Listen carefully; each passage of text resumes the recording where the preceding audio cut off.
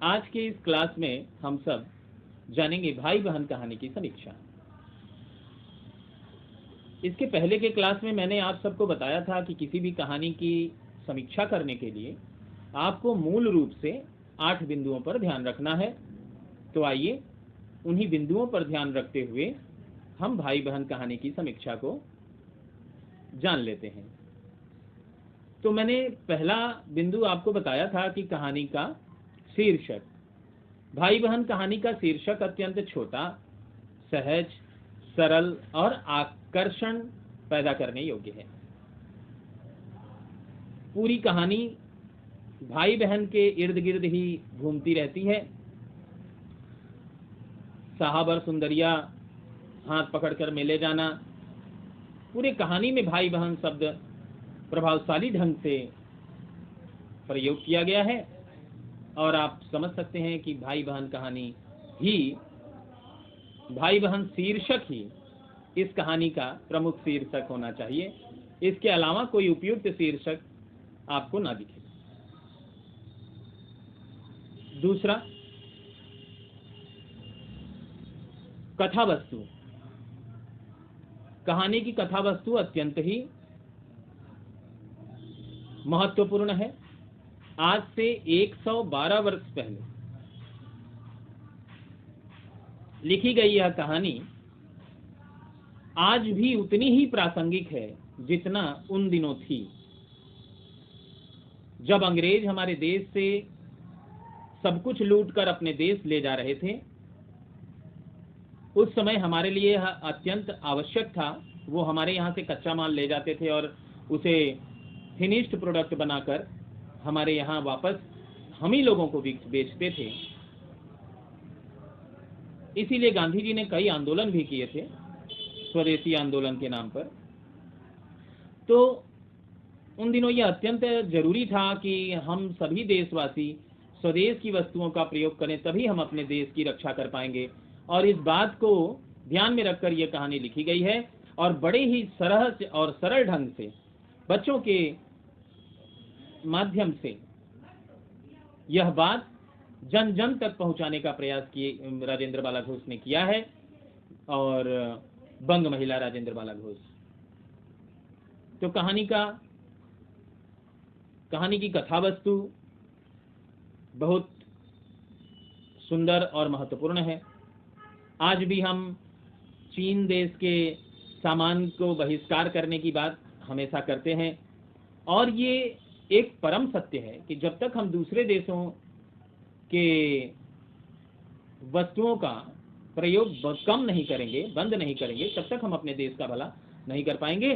तो हम पाते हैं कि आज भी इस कहानी की जो कथा वस्तु है वो आज भी हमारे लिए महत्वपूर्ण है, और खासकर भारतीयों के लिए।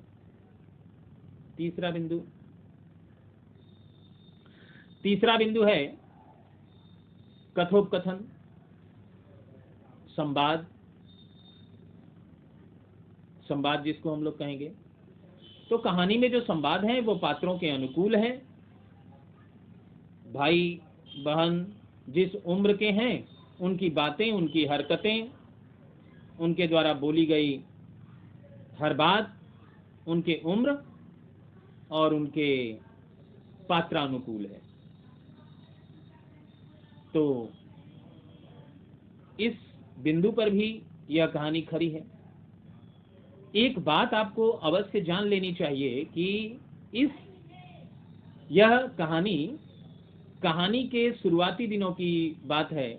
कहानी जब साहित्य में शुरू हो रही थी उसके उन दिनों की बात है।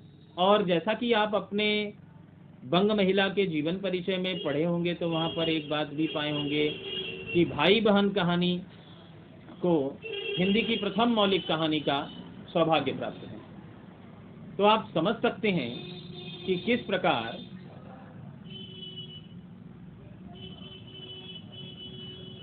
शुरुआती दौर में लिखी गई कहानी होने के कारण हो सकता है कि कुछ बिंदु इसमें न होते, लेकिन नहीं, यह कहानी पूर्ण रूप से सभी बिंदुओं पर खरी उतर रही है। और हम लोग अभी कथोपकथन यानी संवाद बिंदु पर अपनी चर्चा किए। 4 नंबर पॉइंट है पात्र और चरित्र चित्रण। इस कहानी में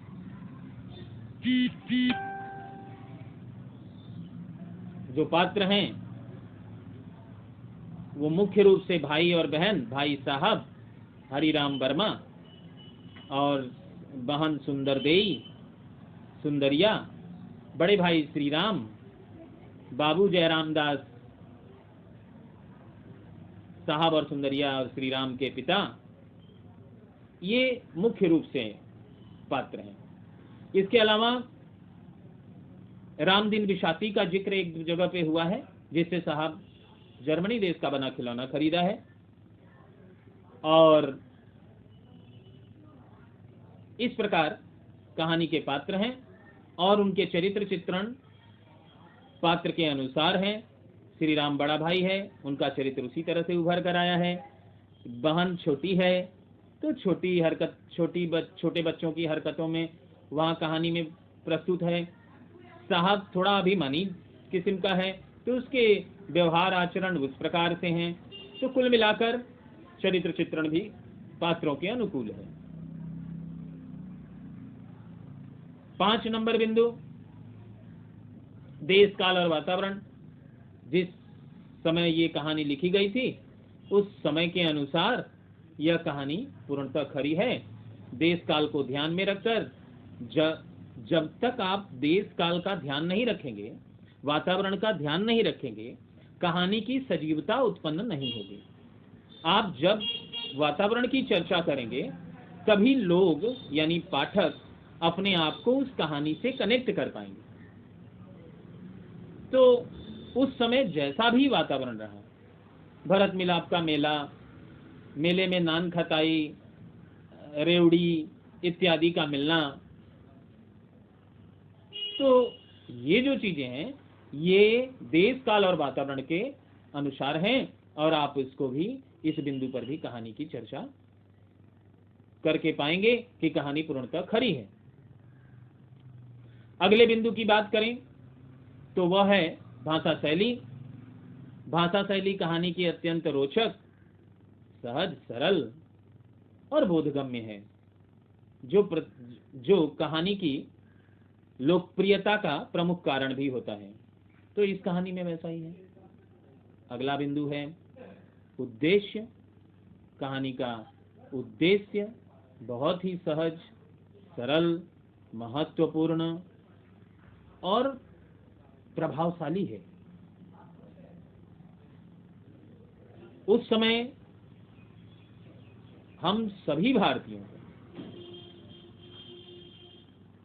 इस कहानी के उद्देश्य से जुड़ जाना ही प्रासंगिक था,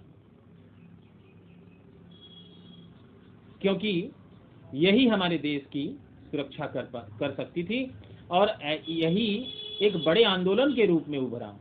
तो आप समझ सकते हैं कि कहानी का उद्देश्य कितना महत्वपूर्ण है।